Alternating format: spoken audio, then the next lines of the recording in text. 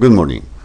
This is the sixth section of the workshop on a framework for video games using Unity, and today we will talk about the soundtrack management.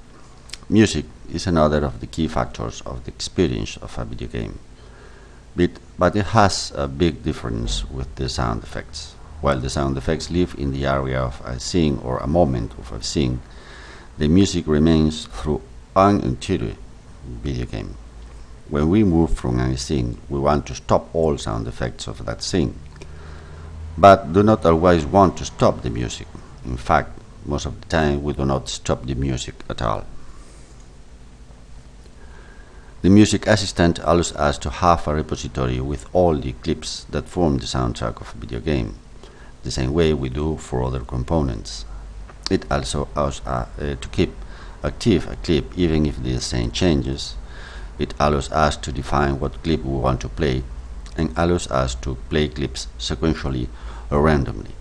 Finally, it lets us forget the soundtrack once we start it. This functionality is archived by means of a single class. But before seeing the class, let's go to the first scene. Here is the music assistant. It has a audio source component and all the clips.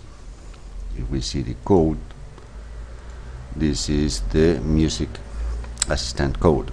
It has fields to store a list of clips, the index of the current clip, the audio source, a flag indicating if it's in autoplay mode, a flag indicating if it is at random mode, properties to change a random, autoplay, loop, on and off, and volume.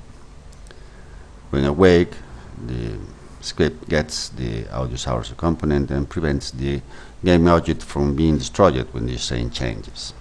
The fixed update method sets or on off the audio source, and if it's in autoplay mode, it changes the clip. It can be done randomly or sequentially. Play clip plays a clip identified by its index, and this version of play clip plays a clip identified by this name.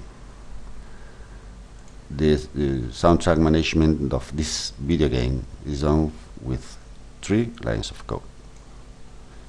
We set music at random, we set music at autoplay, and we play the clip number 3. And that's all. This completes this section.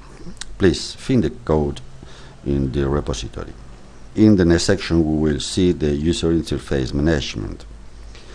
Don't forget to visit my website www.el-profe-vigo.es, where you find many more resources. And don't forget that my website lives on at clicks.